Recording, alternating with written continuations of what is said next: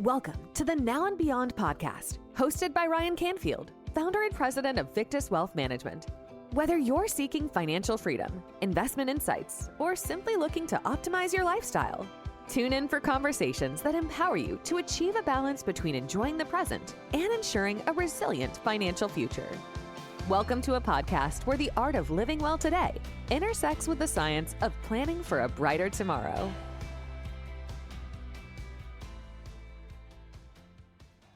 Welcome, everyone, to another episode of the Now and Beyond podcast. I am your host, Ryan Canfield, and today we are going to dive into a topic that might just be the most important financial step you can take: building an emergency fund. So whether you're just starting out or you're looking to bolster your financial safety net, I've got you covered with some tips, strategies, and a real-life example to help you plan for your financial future. When I ask clients about their emergency funds and what theirs is for, as you can expect, I get all types of answers. I've had answers saying it's for their trip to Italy. It's for that new car that they want to buy. It's for their children's education. That is not an emergency fund. That is a goal. Let's start with the basics. What exactly is an emergency fund? Simply put, it's your personal financial safety net, a cushion for those unexpected life hiccups. Think about those sudden car repairs, those medical bills, or even a job loss. These are the situations where an emergency fund steps in, allowing you to cover the expense without resorting to credit cards or loans. Notice how I didn't say vacations or splurges on the latest gadgets or new clothes. The emergency fund is supposed to be your financial shield against the unexpected. To put this into perspective, I want to share a story about a client of mine whose name is Mike. Mike's a graphic designer who lives a pretty comfortable life. So one day, Mike reaches out to me and he's upset. You can clearly tell something is bothering him. And he starts to tell me about how his car had broken down the other day. And he took the car to the shop and his bill was over $3,000. He had no idea how he was going to pay for this. He had no emergency fund. So he just assumed, well, I'm going to put it on my charge card. I've worked with Mike for a few years. And when he first came to me, one of his biggest concerns was his credit card debt. And we worked super hard to get all of his credit card debt paid off. So in the back of my mind, when I heard that he was going to pay this $3,000 bill with his credit card, I immediately started to think, here we go. This is going to be the start of that credit card process all over again. So after talking to Mike, we actually came up with a game plan that we were going to use to help build his emergency fund and also pay that $3,000 bill. And this game plan that we put in place together is something that you can do as well. So what I'm going to do is I'm going to walk you through the steps that we took to develop this game plan and to help Mike build his emergency fund. Typically, you want to aim to have about 3 to 6 months worth of living expenses in your emergency fund. Now, notice how I said living expenses and not income. A lot of people think that they need to save 3 to 6 months of their income, but this is not the case. What happens if your income isn't actually enough to cover your monthly expenses? By saving 3 to 6 months of your living expenses, at least you know that you can basically survive over this time. God forbid if something happened, let's say to your job, and you had 3 to 6 months worth of your living expenses saved in your emergency fund, that gives you 3 to 6 months to find a replacement job. Now, one thing that I want to point out is that the number of months for your emergency fund varies based on your personal circumstances. So for example, if you're single and you have a really steady job, 3 months might be sufficient for you. You might not need to save 6 months. But if you have a family, or let's say your income is variable, meaning it's not guaranteed, and each month your income could go up, it could go down, it's probably wise to aim for 6 months or even more. So in Mike's situation, his monthly expenses were around $3,000 a month. So we set a target between $9,000 and $18,000 for his emergency fund. So let's break this down a little bit farther. Calculate your essential monthly expenses. You might be asking yourself, what exactly is an essential monthly expense? These are things like your rent, your mortgage, your utilities, your groceries, your insurance. You want to make sure you're not counting any discretionary spending like eating out or entertainment such as movies or concerts. So once you have that number, you want to multiply it by the number of months you want your emergency fund to cover. For example, let's say your essential expenses are $2,000 a month and you want to cover 6 months because you have two kids and your income varies, your target should be to have an emergency fund of around $12,000. The next thing we did was we broke down that large number. So that number can be intimidating, right? If we break it down into smaller, more manageable chunks, it starts to make that number feel a little bit more realistic. With in Mike's situation, we started with a $1,000 mini emergency fund. So this smaller goal was less overwhelming and it provided some immediate financial resources while he worked towards that larger goal. I like to tell people it's like running a marathon. You don't think about that full 26 miles that you have to run. You only focus on that next mile. So with the emergency fund, by breaking your larger savings goal into smaller steps, you end up making it more achievable and a lot less daunting. For a lot of people, they become frozen when they see that they need, let's say, a $12,000 emergency fund. They freeze and they never actually get started saving because that number is so intimidating. Now, the third step is something that I have talked about in previous episodes.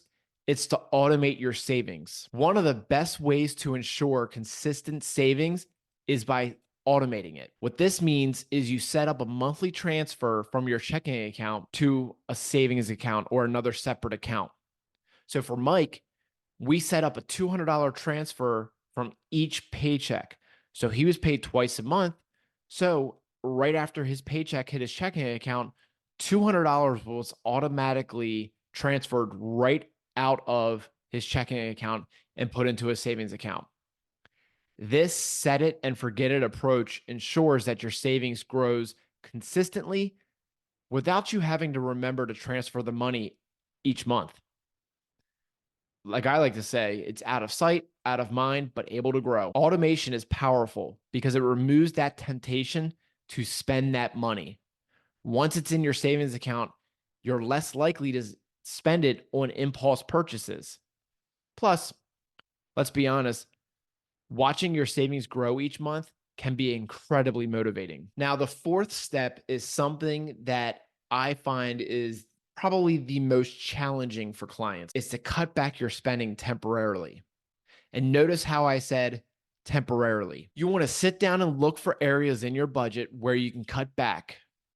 So for Mike, we found areas to reduce his spending, such as not eating out every single week, multiple times, and also cutting down on his subscription services. If you're anything like me, you probably pay for anywhere from 5 to 10 different subscriptions, whether it be Netflix, Hulu, Disney Plus, ESPN, HBO Max, Peacock, Fox Sports. There's so many different streaming services out there that it actually ends up being more expensive than what the original intent of why most people cut their cable bill. They want to save money. But in order to be able to watch some of your favorite shows, you have to have all of these streaming services. And that was the case for Mike. And there was actually some streaming services that he was paying for that First off, he didn't even know he was paying for. He didn't even know that he had access to these streaming services and he's never used them. But at some point, he must have signed up for a free trial, and those free trials ended up flipping over to paid subscriptions, and he was paying for them every single month. These small sacrifices can definitely add up over time. Now, what I'm about to say here is something that when I mention it to some clients, I can see the discomfort. You might want to consider making coffee at home instead of buying it on your way to work. And I know I have clients who stopping on their way into the office for that Starbucks is something that they absolutely love. And I get it. I love my Starbucks just as much as anybody else, but that adds up. Or you can also find free entertainment options instead of paying for movies or concerts. And remember, this doesn't have to be a permanent change, but if your emergency fund is lacking today, you might need to make temporary sacrifices. Always help clients make a list of what items are what we consider non-negotiables, meaning you will not or cannot cut out. Little word of advice: if you're married, I highly recommend having this conversation with your spouse to make sure you both are on the same page. Where we start having issues and cutbacks don't end up happening is when one spouse starts to cut out expenses without including the other spouse, and it ends up causing some friction in that relationship. Nothing ever gets done. One other little tip is to find out if you can negotiate lower rates on certain bills. I've had clients over the years that have had some success calling their cable company every single year and negotiating a lower bill. It never hurts to try. What's the worst case? They say no. But let's say they actually lower your bill by $25 a month.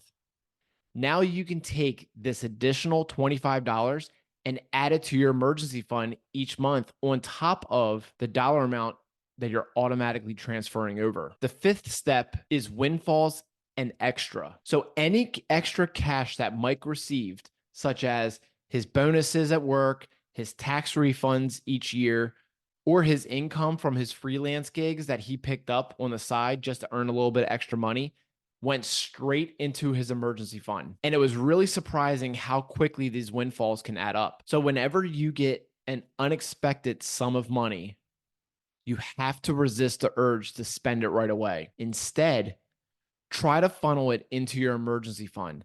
This can end up giving your savings a significant boost and help you reach your goal a lot faster. Another idea is to sell items around your house that you no longer need or use. Have a garage sale or sell the items online, especially with social media nowadays. It makes it so much easier to sell items. And not only does this declutter your space, but it also adds to your emergency fund. So if you're anything like me, decluttering is such a great feeling. So why not use this to build your emergency fund? My wife and I just personally did this recently. In our attic, we had a whole bunch of baby clothes that we no longer needed. So we went and organized all the baby clothes based on the ages, and we listed them on Facebook Marketplace, and they were sold immediately. We could not believe how fast these items were sold. Over the years, we have done this with the baby clothes. We've done this with other baby items and like toys and stuff that we no longer needed in our house and was just taking up space either in our basement or even in our backyard. We've been able to take that extra space and do some other things with it. So let's get back to Mike. We're going to fast forward a year, and Mike had now built a solid $10,000 in his emergency fund. This emergency fund now gives him peace of mind and more control over his finances. He no longer has those sleepless nights over unexpected expenses. Imagine the relief of knowing you have a financial buffer to handle life's surprises. And let's face it, we know life will throw you surprises all the time. It's about creating that sense of security and stability. So now the question: how much should you save? Let's revisit the quick way to calculate it. Start by adding up your essential monthly expenses. Remember, this is your rent or your mortgage, your utilities, groceries, insurance, and minimum debt payments. Now take that number and multiply it by 3 to 6 months, depending again on your situation. So for example, if your essential expenses total, let's say $2,500 a month, and you're single and you have a steady job, therefore you want to save 3 months into your emergency fund, you'll have to save $7,500. But let's say you have a family and your income varies. Maybe you want to save 6 months, therefore you'll need $15,000. Again, adjust these figures based on your unique circumstance and your comfort level. If you tend to be a little bit more conservative, you probably want to have more months saved in your emergency fund, and that's perfectly okay. I would recommend having more in your emergency fund than not enough. And word of advice, if you have to use your emergency fund to, let's say, pay for that unexpected car repair, you have to make sure that you replenish over time to rebuild that emergency fund. So let's talk about where you want to keep your emergency fund. I always recommend opening a separate account and moving the money into that account. This makes it still easily accessible in an emergency, but not so accessible that you'll be tempted to dip into it for non-emergencies. I would move it into an account that you don't have a debit card attached to. So that way you can't be at the store swiping that card. You want this money to be liquid and again, separate from your everyday checking account. I've had some clients even take it to the extreme of moving this money to a separate bank or credit union. They really wanted to limit the temptation of touching this money. And let's be honest, moving it to a whole entire financial institution makes it a lot more inconvenient to access. Building an emergency fund takes time and it takes discipline. But again, it's one of the best financial moves you can make. It's like giving yourself a financial security blanket, and believe me, your future self will thank you. So here's a quick recap of what we discussed in this episode. 1, set a goal. Determine how many months of expenses you need to cover. 2, break it down. Start with a mini emergency fund and build it up. 3, automate your savings. Set up automatic transfers each month to ensure consistent saving. Step 4, cut back temporarily. Identify the areas where you can reduce your spending. Step 5, direct any extra income that you may receive into your emergency fund. I want to thank you for tuning into this episode of Now and Beyond. If you found this discussion helpful, please don't forget to subscribe so you never miss out on tips and strategies for a better financial future. So before we go, here's a challenge for you. Take the first step today. Open an account and transfer whatever you can spare. Even if it's just $10, start now.